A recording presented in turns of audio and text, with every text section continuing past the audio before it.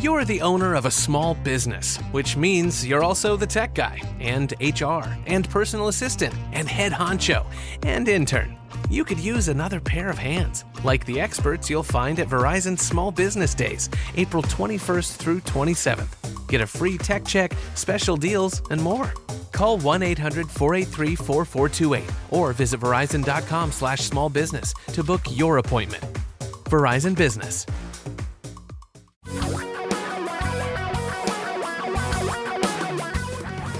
Reality radio for a really great future. We're talking real money. Well, once again, it's a Dawn-only edition of Talking Real Money. Hi, I'm Don McDonald. Thanks for being there. I truly am excited you're there. I'm so glad you listen. Thank you, thank you, thank you. And by the way, thank you to all of you who just tried out Talking Real Money coming over from Stacking Benjamins, where I'm now a semi-recurring character. Thanks for listening, and I hope you like it and you keep doing so. Today, I want to talk about, and I hope you don't mind me talking about, the state of financial advice. This is my State of Financial Advice address.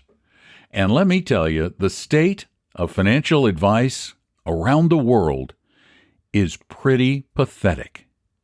It's generally really bad, and most of it is an utter waste of time. But even worse, it's a huge money destroyer. Most financial advice destroys wealth, not builds it. And until you realize it, you're just going to keep getting ruined by those who want you to jump when they say jump, because if you say jump when they say jump, their bank account balances jump. They get rich getting you to do things. And you shouldn't be doing too many things. As a matter of fact, when it comes to investing, the less you do, the better off you probably are. John Bogle told a joke a long time ago that ended with the punchline, don't just do something, sit there. Because that's actually really good advice. But most of the media doesn't make money giving that kind of advice. I remember many years ago interviewing Knight Kiplinger and asking about his, the 10 stocks to buy today headlines. And he goes, if we didn't do those, nobody would buy the magazine. See? It's self-interest. So the financial services industry is serving itself more than it's serving you. And that starts right at the top, right there, with guys like Jim Cramer, who was once a hedge fund manager. And I have yet to see a hedge fund manager who does well consistently over a long period of time. They just don't exist. They just don't exist.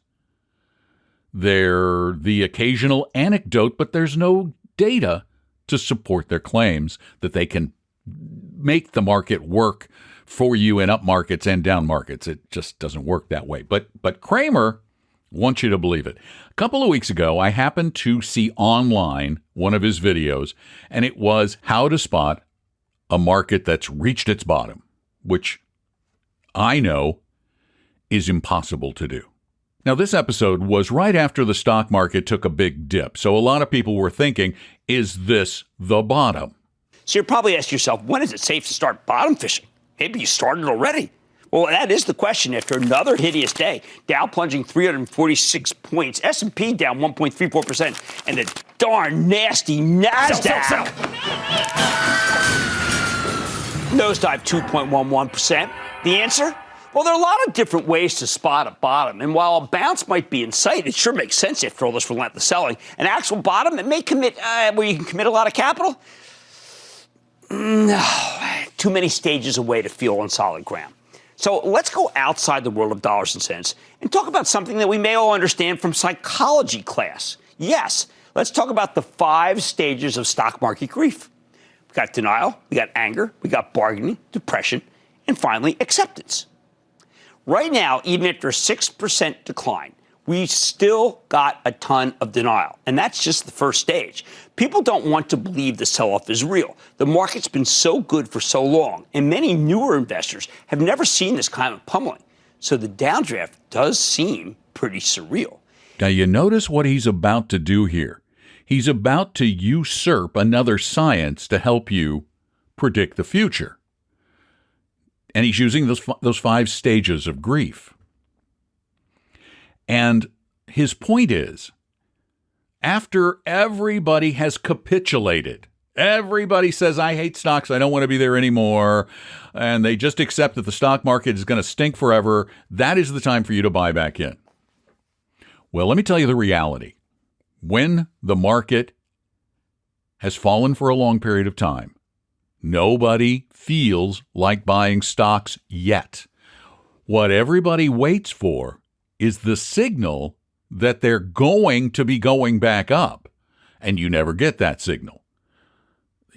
For his trick to work, you actually have to buy when everybody has already sold and hates stocks, and all the headlines say it's going to get worse from here, because that's the reality. They're going to tell you it's going to get worse from here. I've never, in my entire career in this industry, spanning well over 30 years, I have never seen anyone consistently and accurately predict both market tops and market bottoms. And you have to predict both. You have to get out at the top. You can't get out at the bottom. And then when it feels the worst, you have to commit a lot of money back into the stock market, which is why dollar cost averaging works, because it makes you do it good times and bad. That's why buying and holding works, because the stock markets around the planet have in the past gone up more than they've gone down.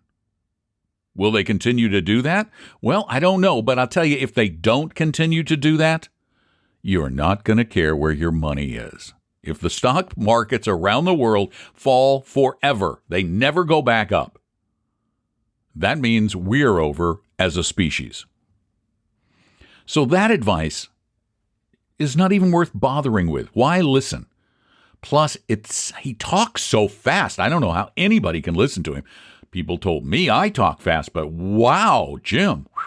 Anyway, then we get to all the online advice. And just recently in the Wall Street Journal, there was an article entitled, Investing, Not Gambling. Oh my gosh, I'm all in favor of that. These apps and services help young stock buyers think long term. And then Julie Jargon goes through and lists a number of apps that are supposed to help you think long term. But wait, there's one of them that allows you to compete in a fantasy stock picking game where you learn to invest before putting in real money in stocks. No. That's not investing. That's still gambling, just longer term gambling. Then there are others that try to help you learn how to research stocks so that you can buy your own. And that's a flawed premise right there.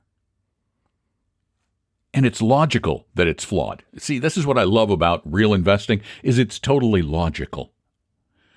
There are thousands of professional, active stock pickers out there. Thousands, maybe probably tens of thousands. And all of them have access to incredible research, and most of that research, let's say all of that research, is better than what you're going to get online. Seriously. You don't know the things that they know.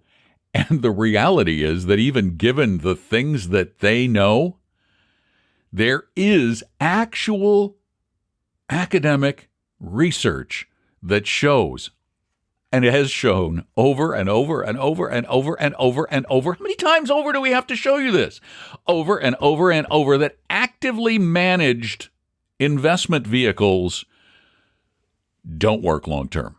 They don't perform any better. Yes, there are some who do once in a while. Yeah, they do, like Kathy Wood and her ARK thing. But in almost every case, less than 1%, show any kind of skill, the potential of any kind of skill. The others who outperform the 99 or 99.4%, every bit of outperformance they've ever shown is more logically attributable to luck than to skill. So yes, you might get lucky, but if you're investing and you're relying on luck to make money, are you really investing? Or are you speculating? Also known as, you know the word, gambling. I know the way we suggest you invest is boring. It's dull. But if you could have, let's say you're in your 60s today, and if you could have invested over the last 40 years and consistently seen your wealth build and grow by 8, 9, maybe even 10% per year, you would have been pretty happy with that. And that's exactly what would have happened in the past had you just invested and left it the heck alone. As long as you had the proper, massive, ridiculously crazed diversification, which, by the way, in addition to having had made you money in the past, it also has dramatically reduced volatility in the past. Two good things that go great together. Do you have a question about managing money? Hey, call 24/7 at 855-935-TALK, 855-935-8255, or you can go to talkingrealmoney.com, talkingrealmoney.com, type in a question, or even better, if you have a good mic on your computer, even a halfway decent mic, record your question because it sounds really good on the podcast, kind of like this. Hi, my name is Jane, and I'm calling with a Roth IRA question. My son is 18, and he has worked since he's been 14 years old and has approximately $30,000 in his Roth. I spoke with my financial advisor from Fidelity, and I had he and I talked about it, had his money in a mutual fund that was a retirement fund for a late date. And my advisor mentioned that I should switch it all over to a large cap growth, Fidelity large cap growth, which I did. And it goes up and down, but with considering how much time he has, should I leave that money where it is, or should I invest it into a total world index fund? I'm just looking for some clarity for how to invest that money for him, knowing that he's not going to touch it, hopefully, until he's 60 years old, at least. Thank you. Your son is going to be so secure in his retirement. You have just got to be proud of this boy. I am, and he's not mine. Wow. That is so impressive. What's not impressive is the advice of your idiot Fidelity advisor. That's just bad advice. That's terrible advice. What he's trying to do is what everybody else tries to do. They're trying to tell you what the next hot thing will be based on what the hot thing has been. And yeah, large cap growth has been hot. Does that mean it will be in the future? I don't know. But would I want to bet all of my future wealth on just large cap growth stocks? No. That's horrible advice. It really, truly is, particularly when Fidelity offers such wonderful, diversified choices. I mean, your son is young. Oh my gosh, time is so on his side. He should be as aggressive as he can stand being, which should be a lot of aggressive at this age. And remember that every time he puts new money into his Roth and the market's down, He should be cheering because he's buying stuff on sale. He should actually be excited about down markets. He should. He should be more excited about down markets than up markets. He should be excited about up markets when he gets older. And if the past is prelude in any way, shape, or form, if you look at a map or a chart, or a map, you call it a map, it's a hilly map. You look at a chart of the stock market and it does, squint your eyes out, it goes straight up. Oh yeah, there's downs in there. But for the most part, over his time frame, which is 50 years, gee whiz. If the world totally, blows up, then he's not going to make any money. Otherwise, I can't see how he would miss being very wealthy doing what he's doing.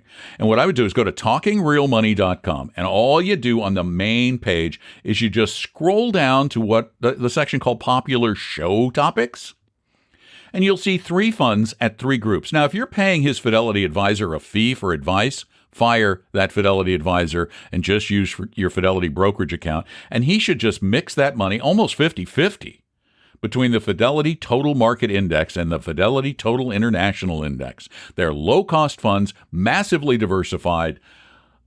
Let them ride. Every year or so, rebalance. For example, if we have a great international year over the next year and international gets to 60 and his U.S. stocks are at 40, rebalance back to 50-50. But otherwise, stop dealing with this advisor. He's not good. And if you personally are paying him to help you manage your money, yeah, you need to fire him. He's truly, that is incompetent market timing kind of advice. It's disappointing, and it leads me to believe he's not really a fiduciary advisor, but if he in fact is, then he's not a particularly competent one.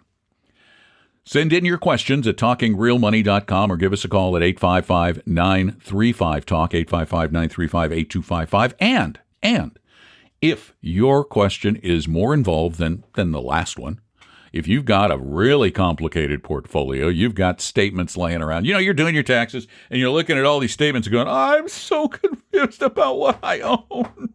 I don't know how diversified I am. I don't know. I don't know what I'm going to have in the future. Am I going to have enough money to retire? Well, bug us. This is what we do. And this is what we've done since Tom and I founded a firm called Vestory about 2009, is we've tried to make sure everybody gets educated about money, whether or not they ever become a Vestory client. So we've been offering free, honest to goodness, no obligation, no cost, no sales pressure meetings to anybody who asks. And the easiest way to do it is just to go to vestory.com, vestory.com, and make an appointment. Right there. You just make an appointment. You make it for when it's convenient for you, and we will find somebody for you to talk to. So go do it.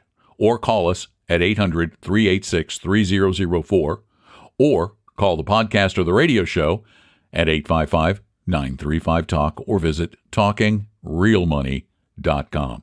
Thank you for listening. Again, I'm going to plead with you to tell friends. Oh, one more thing before we go. Oh, yeah. It was like a week ago. I read I think we've only gotten 2 bad reviews ever. And then the 2 of them didn't like me. It was me. Mainly it was me. I get it. I can be divisive. But I want to thank the 5 of you who came in immediately after and wrote more positive reviews. That was really nice. That made me smile. So thank you. You can leave reviews at Apple Podcasts. And I think I'm done for today. Next couple of days, it'll be a joint venture between Tom and myself. So keep listening. Thanks for being there. I'm Don McDonald. Always hanging out, talking real money. Talking real money. We hope you realize that the information provided on Talking Real Money is for educational and hopefully enjoyable purposes only. Providing personalized financial planning or investing advice takes time, so please consult with a really good fee-only fiduciary investment, tax, or legal advisor. We know a good one. Investing must always involve risk. In other words, you can and probably will lose money at times. Also, as much as you want it, no one can accurately, consistently predict the future. So past performance doesn't tell you a darn thing about what the future will bring. Unlike many other programs that say something similar, Talking Real Money is not trying to get you to buy or sell any financial products or securities. Instead, the program is provided as a public service by Vestry, a fee-only registered investment advisor. Thanks for listening, and please visit TalkingRealMoney.com for more information and disclosures. That's a wrap.